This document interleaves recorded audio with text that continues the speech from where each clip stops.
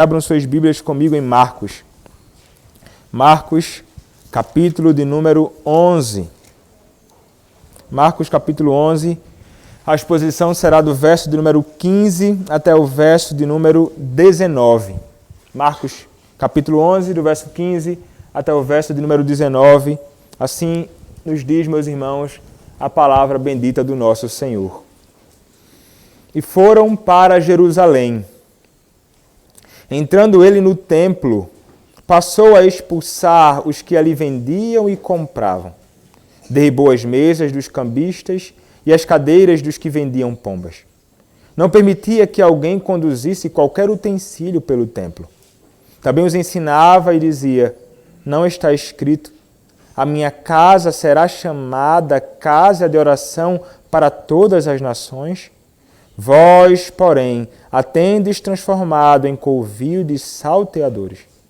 E os principais sacerdotes e escribas ouviam estas coisas e procuravam um modo de lhe tirar a vida, pois o temiam, porque toda a multidão se maravilhava de sua doutrina.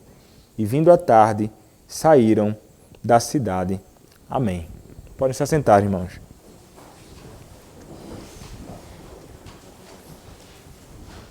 Vamos orar ao Senhor. Senhor, nosso Deus, nosso maravilhoso Deus, quero te pedir, ó Pai, neste momento, que o Senhor se agrade de me usar mais uma vez na pregação, na exposição da Tua palavra, ó Pai, nesta noite. Que esta breve porção da Tua Escritura seja explicado, ó Pai, com clareza e que nós possamos, pelo Senhor, que fala através da palavra, que possamos ser por Ti, ó Deus, edificados, possamos ser instruídos, possamos aprender mais sobre a Tua vontade, sobre o Teu zelo, mais sobre Cristo, Senhor. Ó Deus, fala conosco e me usa, apesar de mim, é o que eu Te peço, em nome do Senhor Jesus Cristo, Teu bendito Filho. Amém. Meus irmãos, há poucos domingos nós vimos o Senhor Jesus Cristo fazendo aquilo que fora conhecida como a sua grandiosa entrada triunfal em Jerusalém. E nós aprendemos algumas verdades tão importantes sobre aquele momento e o que aquele momento marcava. Mas também vimos que alguns daqueles que ali estavam compreendendo aquela entrada de Cristo de um modo equivocado. Eles pensavam que aquele Messias que viria, ele seria alguém que simplesmente estaria envolvido num tipo de envolvimento político, e eles esperavam algo desta natureza. Quando, na verdade, o Senhor Jesus Cristo estava entrando e se manifestando e se revelando como aquele que haveria de salvar o perdido. Ele é aquele que veio para salvar pecadores. E aqueles que ali estavam não compreendiam devidamente tais coisas, ainda que tenham entoado louvores, ainda que tenham se utilizado de porções da Escritura que verdadeiramente apontavam para Cristo e para o seu papel como Messias e Salvador. E nós vimos que logo depois de aquilo acontecer, no dia seguinte, o Senhor Jesus Cristo, ele está caminhando. E nós vimos que o Senhor Jesus Cristo, ele é alguém que ele começa a sentir fome. E nós identificamos que Cristo, ele é verdadeiramente homem, porque ele tem as mesmas necessidades que nós temos. Nós vimos que Cristo tem necessidade de comer, Cristo tem necessidade de dormir, Cristo tem necessidade de se alimentar. Então ele olha para uma figueira e olha para aquela figueira cheia de folhas. E o que é que aquilo indicava?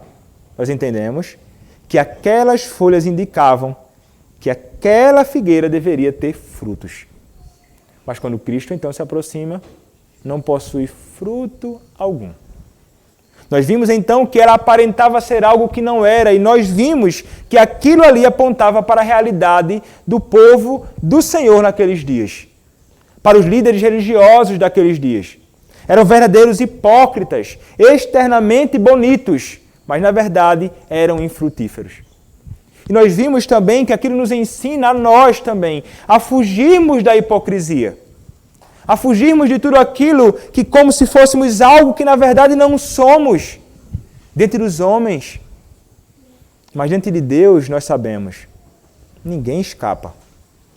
O Senhor sabe quem nós verdadeiramente somos. E então Cristo vai acusar os líderes religiosos daqueles dias e todos nós, se nós andarmos em hipocrisia. E Ele então vai fazer um alerta verdadeiramente duro naquele contexto contra aqueles líderes e verdades também para nós. Mas aqui, meus irmãos, nesta porção que nós estamos considerando agora, nós veremos mais uma vez o Senhor Jesus Cristo, Ele manifestando a sua indignação contra aquela corrupção que havia naqueles dias. Corrupção, meus irmãos, verdadeiramente grande. De homens que revelavam verdadeiramente, que eram perversos, que eram falsos na sua devoção, que eram falsos na sua adoração, que eram falsos no seu serviço a Deus e que não estavam nem um pouco preocupados com aquilo que era de Deus. Mas Cristo, Ele estava grandemente preocupado com tais coisas. Não somente com as coisas de Deus, mas porque através daquelas coisas de Deus, aqueles que eram de outras nações poderiam ser alcançados por Ele. Nós veremos o coração de Cristo aqui sendo revelado também.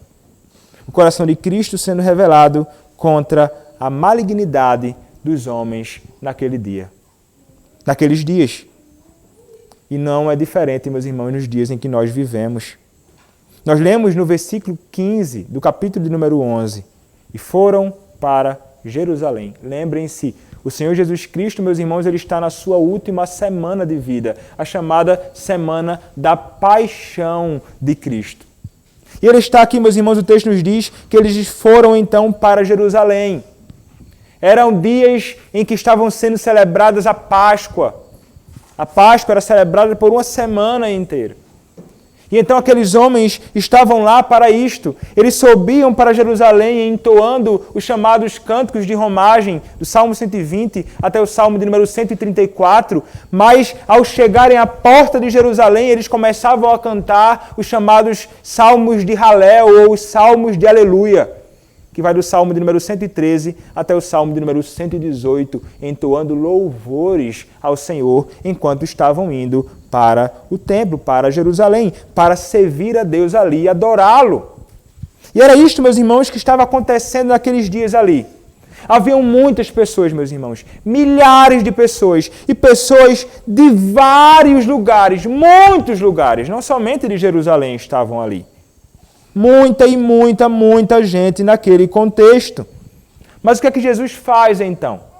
Jesus, meus irmãos, Ele vai para Jerusalém e ao chegar em Jerusalém, Ele vai entrar no templo. O verso 15 ainda nos diz, entrando Ele no templo. Então Ele vai ao templo e o que é que Ele começa a fazer ali? O texto nos diz, passou a expulsar os que ali vendiam e compravam. Derribou as mesas dos cambistas e as cadeiras dos que vendiam pombas. O que estava acontecendo ali, meus irmãos? O que acontecia ali é que aqueles que deveriam estar naquele lugar para adorar a Deus, eles estavam fazendo do que Cristo vai chamar de a casa de Deus, ou a casa de oração, ou a minha casa, de uma casa de comércio. Eles estavam se utilizando daquele lugar que deveria ser considerado como um lugar santo, um lugar que estava ligado à adoração do povo de Deus naqueles dias, naquele lugar, no templo, eles estavam se utilizando daquilo ali de um modo totalmente irregular, fazendo aquilo que não era o propósito de Deus para aquilo. E eles então se utilizavam do pátio dos gentios, naqueles dias, para então começar a comercializar. Cristo olha para aquilo, meus irmãos, e ele não fica nada satisfeito. Por quê? ele vai então expulsar os que vendiam e compravam ali. Então os homens, naquele contexto, eles estavam vendendo inclusive os animais para sacrifício. Pombas para pessoas que eram de menos recursos e outros animais que eram mais caros para pessoas que tinham algum recurso para pagar. Porque o que acontecia? A peregrinação, meus irmãos, era grande. Muitas pessoas vinham de muitas regiões. Eles deveriam oferecer sacrifícios a Deus. E sacrifícios que deveriam ser imaculados, sem qualquer tipo de mácula, torto, doente, defeituoso, manchado ou qualquer coisa desta natureza. Então, a caminhada longa com animais, com muita gente, poderia de alguma forma até danificar tais animais. Além disso, o trabalho era verdadeiramente grande em fazer isto. O que aconteceu então? Muitos cientes dessa realidade começaram a pensar, puxa vida, começaremos então a vender tais coisas para suprir as necessidades de tais pessoas que vêm de caminhadas muito longas. Mas o ponto, meus irmãos, e o problema é que essas pessoas que passaram a vender ali no pátio dos gentios, eles não estavam preocupados com a devoção das pessoas que vinham de longe. Eles não estavam interessados e pensando assim, naquele momento, puxa vida, eles devem adorar e eles querem adorar. Eu preciso providenciar um meio para isto. Não, meus irmãos. O interesse destes homens era simplesmente lucrar. O interesse deles com o templo era ser beneficiados e serem beneficiados materialmente. Eles queriam dinheiro. Tanto é que aquilo que eles vendiam lá era por um valor muito maior do que eles comprariam em outros contextos ou em outros dias. Então eles começaram a colocar aqueles animais por preços verdadeiramente altos. E que alguns que realmente não podiam, como mencionei, tinham de comprar uma pomba ou algum outro tipo de animal para sacrifício. Aqueles que tinham poucos recursos faziam assim. Então eles estavam vendendo ali. E o que é que Cristo faz? Cristo, ao olhar para aquilo, vendo a maldade, a hipocrisia, a falsidade daqueles homens, ele passou a expulsar aqueles que ali vendiam, mas não somente os que vendiam, também aqueles que compravam tais animais. Mas não somente acontecia isto ali. O texto vai nos dizer que derribou as mesas dos cambistas e as cadeiras dos que vendiam pombas. Então, quanto a derribou as mesas dos cambistas, existia uma moeda que circulava ali entre eles, meus irmãos, e era uma moeda judaica. E para pagar o tributo no templo, para a comercialização ali no pátio dos gentios, eles só aceitavam essa moeda judaica. Então era necessário que houvessem pessoas ali que faziam um processo de câmbio. Eles vinham com a moeda que era outra, e eles então ali faziam esse processo, convertendo então na moeda deles naqueles dias. E eles também saíam ganhando com isso. Os homens naqueles dias não eram nada bestas. Eles estavam realmente interessados simplesmente em lucrar. Eles queriam simplesmente sair beneficiados ali, não espiritualmente, mas eles queriam sair dali beneficiados materialmente, com o bolso deles realmente cheios de dinheiro. Cristo não tolera aquilo. Ele vai para cima deles. Ele vai expulsar. Saiam daqui. Há outra passagem paralela, ou para alguns, não é? Paralela em João capítulo 2, onde Cristo vai pegar um azorrague, né? Um chicote e vai bater. Não há comum acordo entre os comentaristas que se trata da mesma ocasião. Alguns vão dizer que se trata esta aqui de uma segunda purificação do templo. Aquela fora uma purificação registrada por João, onde Cristo então ele pega um azorrague e ele vai partir para cima do pessoal que estava fazendo bagunça realmente no templo. E aqui seria uma segunda purificação do templo, que é mencionada então ali no Evangelho de Marcos, bem como no Evangelho de Mateus e de Lucas. O templo aqui era o templo de Herodes, né? Já era um segundo templo que fora construído ali, naqueles dias. Não era mais o templo de Salomão, mas servia com os mesmos propósitos. Era um lugar para adoração a Deus e adoração somente. Quando nós olhamos, meus irmãos, para esta realidade daqueles dias, que as pessoas se utilizavam da religião para benefício próprio. Você consegue pensar nisto nos nossos dias? Será que acontece isto no contexto em que nós vivemos? Será que acontece isso no Brasil e fora? Meus irmãos, é o que mais acontece. Se você sai por aí e você diz assim, eu sou crente, você vai dizer assim, ih, rapaz, coitado. É daquele que fica dando dinheiro para o pastor. Se você diz que é pastor, aí olham assim, meu irmão, ladrão. Ladrão. Pensa logo isso. Aqueles que deveriam ser considerados como referência e padrão são 3 P's. Político, policial e pastor. São aqueles que são desacreditados. Político, ladrão, sem vergonha. Policial, ladrão sem vergonha. Pastor, ladrão sem vergonha. Por que razão? Porque muitos, se envolvendo com a religião ou com as coisas de Deus, se utilizam delas realmente para benefício próprio. Eles pregam a teologia da prosperidade. Eles pregam que se você der mais, você vai receber mais. Eles pregam que se você fizer um sacrifício, sobretudo um sacrifício dos recursos seus e colocar então na mão dele, você será grandemente abençoado. Meus irmãos, não são poucas igrejas que se envolvem com isto. No nosso contexto, numa cidadezinha pequena como Rondon, está assim, ó.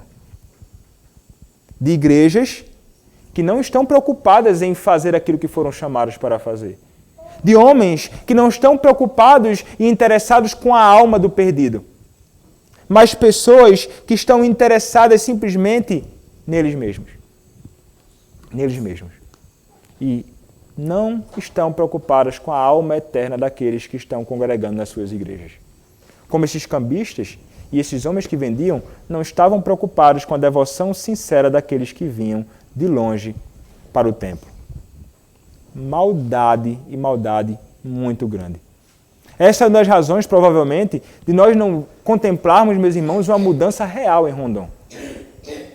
Certa vez, ou em qualquer outro lugar, onde há muitas igrejas. É isso que eu tenho pensado um pouco, né? E certa vez até falei na rádio, dizendo lá, Rondon é um lugar onde está cheio de igrejas, mas não há um impacto na cidade. É uma cidade tão pequena, tão cheia de igreja, mas não há mudanças. Não há transformação. O evangelho não está impactando esta cidade. O que está acontecendo? Porque os homens verdadeiramente não estão anunciando o evangelho. Não estão. Meus irmãos, isto é triste demais nos nossos dias. E como nós deveríamos ficar verdadeiramente indignados. Nós deveríamos verdadeiramente ficar irados, como o próprio Senhor Jesus Cristo ficou aqui neste contexto. Ele não admite aquilo, meus irmãos. Ele não somente não admite venda, troca, barganha ali naquele momento e naquele lugar. Ele, inclusive, não quer nem que passem por dentro. Como diz o versículo de número 16. Não permitia que alguém conduzisse qualquer utensílio pelo templo. Por que razão? Porque os homens naqueles dias fizeram do templo um lugar para passar com seus comércios e seus negócios. Eu vou cortar caminho aqui. Deixa eu passar pelo templo. Preguiça danada de fazer um rodeio desse. E o templo serviu somente de um lugar também para passagem. Vejam como a situação naqueles dias era realmente depravada e distante daquilo que deveria ser a verdadeira devoção de Israel, ou a verdadeira devoção em Jerusalém, a verdadeira devoção do povo de Deus naqueles dias. E é realmente o que acontece conosco na nossa caminhada e nos nossos dias aqui. É verdadeiramente triste. É triste o que acontece. Então, meus irmãos, Cristo, ele não admite aquilo. Ele se volta contra eles. Ele age com dureza. Ele não teme aqueles homens. Ele não está preocupado se vão se ofender, se vão ficar chateadinhos, se vão ficar de biquinho, se vão partir para cima dele. Ele faz aquilo que deveria fazer. Mas ele não somente faz isto. É interessante notarmos, meus irmãos, que o Senhor Jesus Cristo, ele vai passar a ensinar algo lá. Ele vai passar a publicamente declarar verdades que eles precisavam ouvir. E então, o versículo de número 17 nos diz o seguinte: também os ensinava e dizia: não está escrito? A minha casa será chamada casa de oração para todas as nações. Vós, porém, a tendes transformado em covil de salteadores. Esta é a acusação de Cristo. Diante desta acusação, nós vemos que no verso de número 18, os principais sacerdotes e escribas, eles ouviam aquilo ali, ouviam estas coisas e começaram então a se preocupar com aquilo. E eles começaram a temer aquilo. Porque as pessoas começaram a ficar verdadeiramente admirados com o ensino de Cristo naquele contexto. E eles começaram a pensar: nós temos então de tirar a vida dele.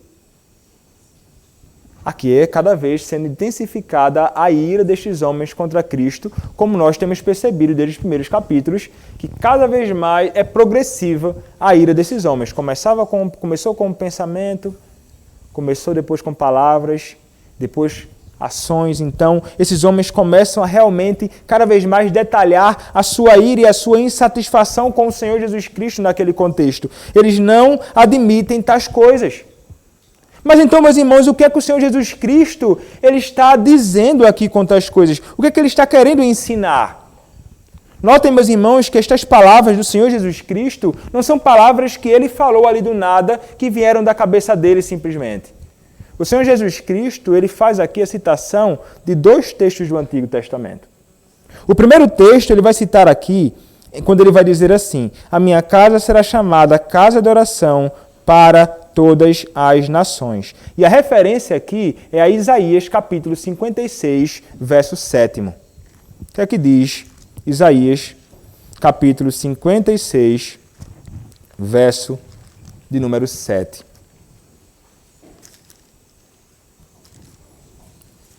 Isaías, capítulo 56, verso 7, diz assim: também os levarei ao meu santo monte e os alegrarei na minha casa de oração.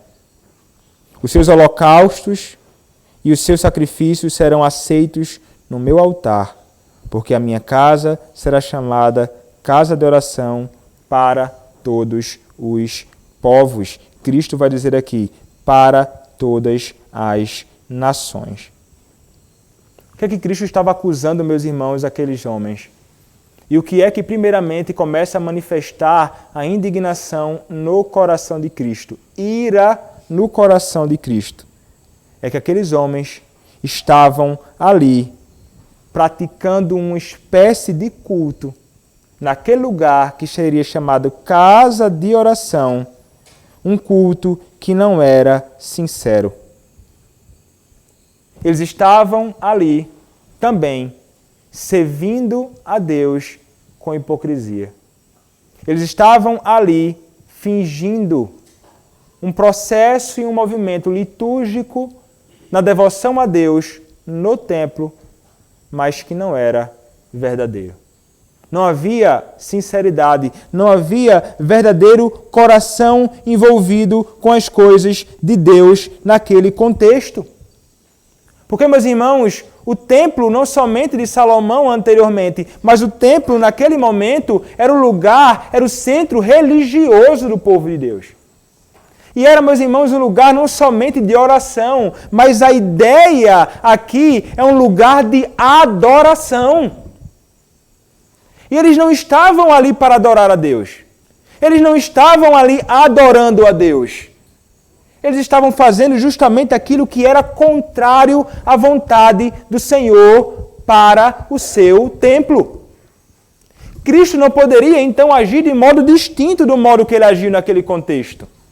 Porque, meus irmãos, corromper a adoração a Deus é algo que é grandemente sério. E não adorar a Deus verdadeiramente, em espírito e em verdade, é algo grandemente sério. E nós deveríamos, semelhantemente a Cristo, ter ciência disto. E ao contemplarmos a profanação, a adoração a Deus, deveria provocar no nosso coração também indignação, ira.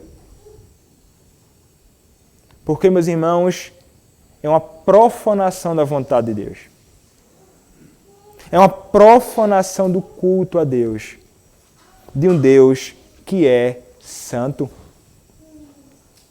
Como você lida, meu irmão e minha irmã, com aqueles que deturpam e bagunçam tudo aquilo que é religioso ou tudo aquilo que está ligado a Deus e a devoção verdadeira a Deus? O seu coração ele não se inflama com uma indignação contra tais coisas? Contra aquilo que é realmente contrário a Deus e a sua vontade? Nosso coração deveria, sim, se voltar contra tais coisas. For assim que Cristo agiu naquele contexto. Esses homens, eles eram verdadeiramente maus. Ele ainda vai acrescentar, mais reforçando isto, quando ele vai dizer: vós, porém, a tendes transformado em covil de salteadores, em covil de ladrões. É isso que você tem transformado a casa de oração. E aqui, meus irmãos, ele vai mencionar um outro texto. Jeremias, capítulo 7, verso de número 11. Jeremias. Nos dias de Jeremias, do profeta Jeremias, estava acontecendo algo semelhante, meus irmãos. O verso de número 11 nos diz assim, capítulo 7 de Jeremias: será esta casa que se chama pelo meu nome um covil de salteadores aos vossos olhos? Eis que eu mesmo vi isto, diz o Senhor. Nos dias de Jeremias, os homens que roubavam e bagunçavam, tomavam e faziam todo tipo de atrocidade, imaginavam que ao adentrarem no templo de Deus, estavam sendo absolvidos ou guardados da ira de Deus contra eles. Mas a realidade é que eles não estavam. O Senhor, o texto nos diz, o Senhor, Ele mesmo, eis que eu mesmo vi isto, diz o Senhor. Que aquilo que eles faziam naqueles dias, naquele contexto, não passou despercebido pelo Senhor. O Senhor contempla todas as coisas e o Senhor sabe da malignidade e hipocrisia de todos aqueles que fingem adorá-lo, mas na verdade são ladrões, perversos, mentirosos, trapaceiros.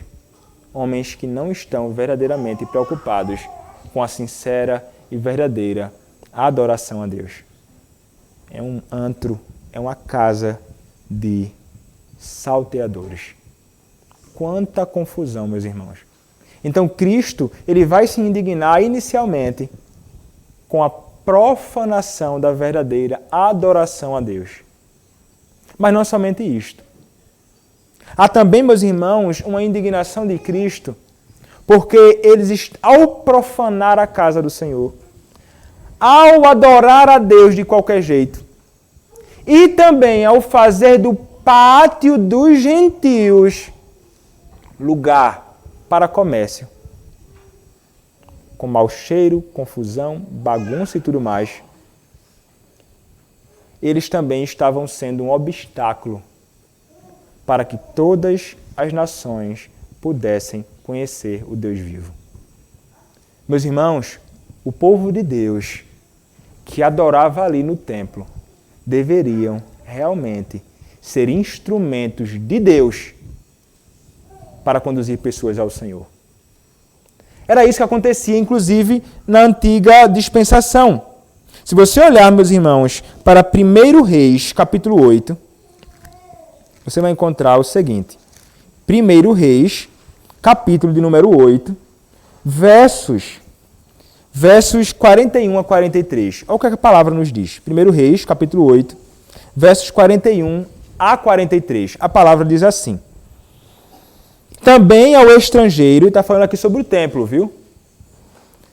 Também ao estrangeiro, que não for do teu povo de Israel, porém vier de terras remotas, por amor do teu nome, porque ouvirão do teu grande nome, e da tua mão poderosa e do teu braço estendido, e orar, voltado para esta casa. Ouve tu nos céus, lugar da tua habitação, e faze tudo o que o estrangeiro te pedir, a fim de que todos os povos da terra conheçam o teu nome, para te temerem como o teu povo de Israel, e para saberem que esta casa que eu edifiquei é chamada pelo teu nome, para que eles temessem a Deus, para que os gentios temessem a Deus. Todas as nações, casa de oração para todas as nações. Meus irmãos, aqui no Antigo Testamento, aqui no Novo Testamento é reforçado aqueles que não são judeus, aqueles que não são do sangue descendente do povo de Deus em Israel, são aqueles que são chamados a se juntar a Deus em adoração, mas vocês estão sendo um obstáculo para isto, porque vocês têm bagunçado tudo. Vocês têm bagunçado tudo. Vocês não têm sido luz. Vocês não têm sido sal. Vocês não têm chamado os homens para a mesma devoção que você. É uma segunda indignação de Cristo aqui. Ele não está satisfeito com isso. E, mais uma vez, pensando nos nossos dias. A corrupção na adoração e a corrupção na adoração, a falsidade na adoração, os atos estranhos à verdadeira piedade, são aquilo que são um obstáculo para muitos conhecerem a Deus. Meu irmão e minha irmã, nós deveríamos pensar seriamente sobre isto, porque nós devemos pensar se nós, na nossa conduta, na nossa vida, no nosso serviço a Deus, temos sido um obstáculo para que outras pessoas possam se chegar ao Senhor. Nós nunca poderemos ser obstáculo. Nunca devemos ser obstáculo. Nós devemos, muito pelo contrário, ser aqueles que tentarão, de todas as formas, sobretudo através do testemunho do Evangelho, da pregação da palavra, de uma vida vivida segundo a palavra, no temor do Senhor e em piedade, fazer com que aqueles que estão fora do povo de Deus conheçam ao Senhor. É um dever meu, é um dever teu, nós somos chamados a isto, não para ser um obstáculo para eles, como aqueles homens estavam sendo naqueles dias. Meus irmãos, o Senhor Jesus Cristo, Ele fica irado com isto. Ele fica irado com aqueles homens. Ele fica irado com aqueles que nos nossos dias comercializam, envergonham o Evangelho, afastam as pessoas de Cristo, afastam um verdadeiro temor das pessoas, as coisas de Deus e a verdadeira religião. O Senhor, Ele nunca se agradará disto. Ele realmente se ira. E você talvez pense assim, mas como assim? Como o Senhor Jesus Cristo pode se irar? Meus irmãos, Cristo, Ele é plenamente divino e Ele é plenamente humano.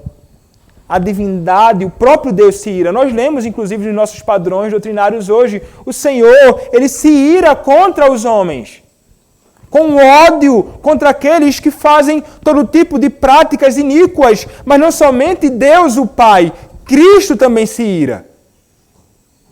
Ele realmente se volta com ira e uma ira santa contra tudo aquilo que é contrário ao Senhor. E esta ira dele, meus irmãos, é uma ira perfeita. E ele manifesta a sua ira de modo perfeito. Por que razão? Porque ele era um homem perfeito.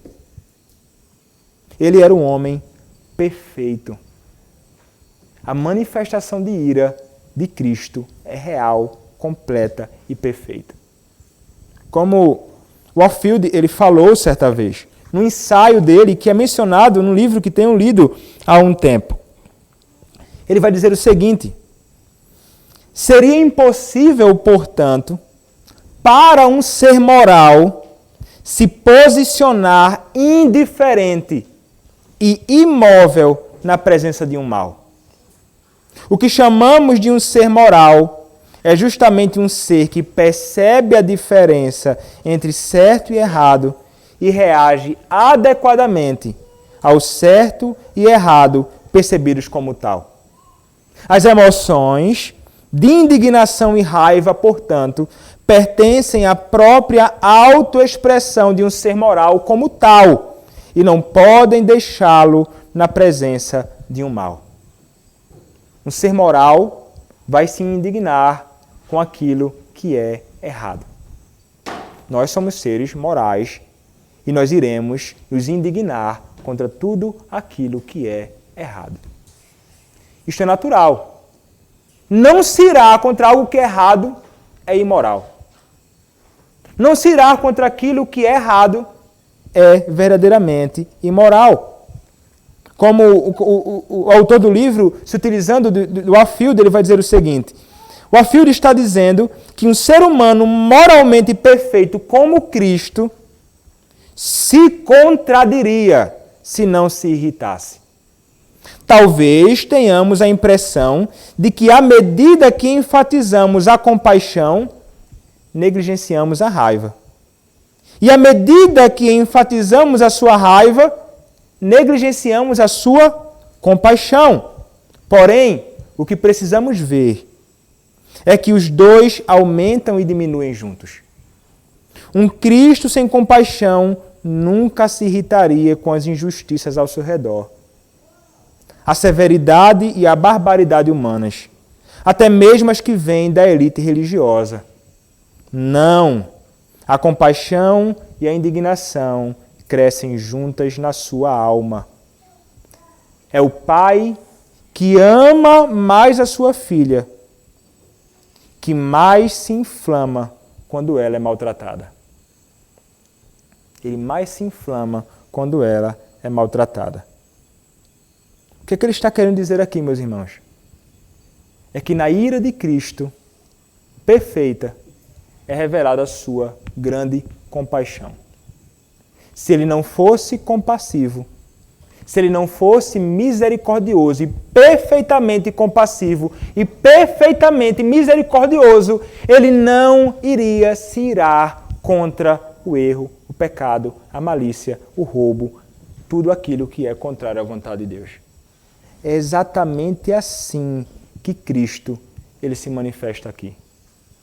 A ira dele contra aqueles que estavam fazendo mal é a maior expressão da sua compaixão. É a maior expressão da sua misericórdia. É a maior expressão do seu comprometimento com o seu Deus, o Pai. É a maior expressão da sua compaixão pelos perdidos de outras nações que não conheciam a Deus ali, porque os homens confundiam e bagunçavam tudo. Meus irmãos, o Senhor Jesus Cristo, ele verdadeiramente se ira contra aqueles homens naquele contexto. Cristo, meus irmãos, ele vai dizer aqui, o que estamos dizendo é que sim, Cristo se irritou e ainda se irrita, pois ele é o ser humano perfeito, que ama demais para continuar indiferente. Porém, visto que lá no fundo do coração de Cristo está a sua terna compaixão, ele é mais rápido a se irritar e sente a raiva com maior furor. Tudo isso sem um mínimo de pecado manchando a sua raiva. Sem um mínimo de pecado. Como é diferente conosco, que muitas vezes ficamos irados e muitas vezes a nossa ira não é santa, é cheia de pecado. E deixamos ela permanecer até o outro dia. Cristo, não. Ele vai dizer então que o Warfield, ele vai dizer que uma ocasião em que a ira de Cristo e a sua compaixão se evidencia de uma forma mais clara é justamente na ocasião em que ele se depara com a morte de Lázaro. É interessante. Ele vai dizer o seguinte: a fúria inextinguível o arrebata. É a morte o objeto de sua ira. E por trás da morte está aquele que tem o poder da morte e a quem ele veio destruir. As lágrimas da ternura podem lhe encher os olhos, mas isso é periférico. A sua alma está carregada pela cólera. A ressurreição de Lázaro assim se torna não uma maravilha isolada, mas uma instância decisiva e um símbolo aberto da conquista de Jesus da morte e do inferno. O que João faz por nós é nos revelar como está o coração de Jesus ao conquistar-nos a salvação. Não numa fria indiferença, mas numa fúria inflamada contra o inimigo. Jesus o arrasa em nosso favor. Ele não só nos salvou dos males que nos oprimem, ele sentiu por nós e conosco em nossa opressão, e sob o impulso desses sentimentos, ele operou a nossa redenção.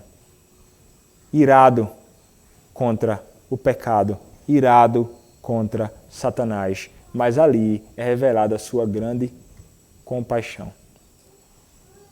Meus irmãos, aqueles que possuem um coração verdadeiramente cheio de compaixão, um coração verdadeiramente semelhante ao coração de Cristo, irão ficar irados com todo tipo de injustiça neste mundo.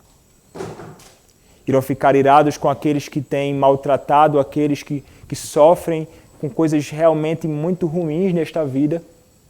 Irão ficar irados contra aqueles que manifestam um tipo de ódio contra crianças, filhos e que abortam. Irão ficar irados contra todos aqueles que promovem um tipo de ensino e dizendo, não importa, não existe esse negócio de homem com mulher, é homem com homem, mulher com mulher, e isto é o que vale. Ficarão irados, meus irmãos, com tudo aquilo que é contrário à vontade do Senhor. Porque nós somos seres morais. E nós que fomos salvos por Cristo, também somos pessoas que devem possuir um coração cheio de compaixão. E a compaixão pelo perdido será algo que nos conduzirá a ficarmos irados contra aqueles que têm agido com impunidade, com perversidade e maldade, dentro da igreja e fora da igreja. Por essa razão mencionei, deveríamos ficar realmente irados como Cristo ficou, quando homens nesta vida conduzem pessoas nesta vida não a adorarem a Deus, mas fazem todo tipo de profanação e bagunça no culto a Deus. E também deveríamos ficar grandemente irados também com aqueles que não conduzem as pessoas para Cristo, mas que fazem das pessoas mais filhos do inferno do que eles mesmos, como os fariseus faziam nos seus dias. Meus irmãos, nós deveríamos realmente ser pessoas que desejam que tais coisas cessem, como Cristo procurou fazer cessar, não necessariamente com um azorrague como ele fez noutra ocasião, mas, meus irmãos, sendo aqueles que através da vida, através do ensino, do testemunho, da pregação, tentarão fazer com que tais coisas sejam derribadas e que o Evangelho, a adoração, a salvação do perdido sejam coisas que estarão sendo evidenciadas e claras como propósitos de nós, todos nós que somos Igreja de Cristo e Israel de Deus hoje. Esta é a nossa responsabilidade. Isto é o que nós faremos. E, meus irmãos, louvado seja Deus pela ira contra o pecado. Porque ele estava tão irado contra o pecado, mas isso é a grande demonstração da compaixão dele por nós. Ele se entregou por nós, destruindo o pecado e Satanás, o nosso antigo pai, e entregando-se por nós para a nossa salvação, para a nossa redenção. Ele morreu para nos livrar do pecado que nos conduzia ao inferno, chamando-nos e resgatando-nos para vivermos para Ele, não mais para o pecado. Sabe o que mais nós devemos nos indignar, meus irmãos, nesta vida? Se tem uma coisa que nós devemos nos irar, e disto não ter nenhum tipo de compaixão é contra o pecado. O pecado que está em nós, sobretudo o pecado que habita no nosso próprio coração. Nós devemos olhar primeiramente para nós e ver: há pecado em mim, nos meus atos, pensamentos, no meu coração. Eu vou me levantar com a ira santa e uma indignação contra tudo aquilo que é contrário ao meu Deus, procurando fazer morrer o pecado. É isto que o Senhor nos chama. O Senhor nos salvou para Ele, para vivermos segundo Ele, para a glória dEle. Esta é a vontade dEle para as nossas vidas. Amém. Vamos orar, meus irmãos, ao nosso Senhor.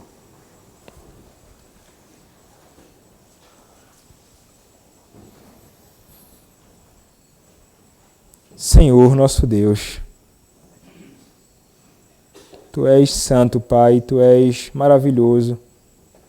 Tu és o nosso Senhor e nós Te agradecemos, Pai, pela graça que temos de ouvir brevemente uma exposição da Tua palavra e sermos recordados da verdade de que Cristo, Ele se irou por causa da maldade e perversidade daqueles dias, Pai. De homens que estavam profanando a adoração, de homens que não estavam preocupados com a salvação do perdido, Ele ficou irado. E como, Senhor, nós deveríamos nos irar contra todo tipo de impunidade, de maldade, de perversidade, de pecado, não somente fora no mundo, não somente no mundo, Senhor, mas também em nós. Ó Deus, que nós sejamos, Pai, como Cristo. Ó Deus, faz-nos mais parecidos com Cristo. Ó Deus, molda o nosso coração, que o nosso coração seja igual ao coração de Cristo. É o que nós te pedimos, ó Deus, em nome do Senhor Jesus Cristo. Amém.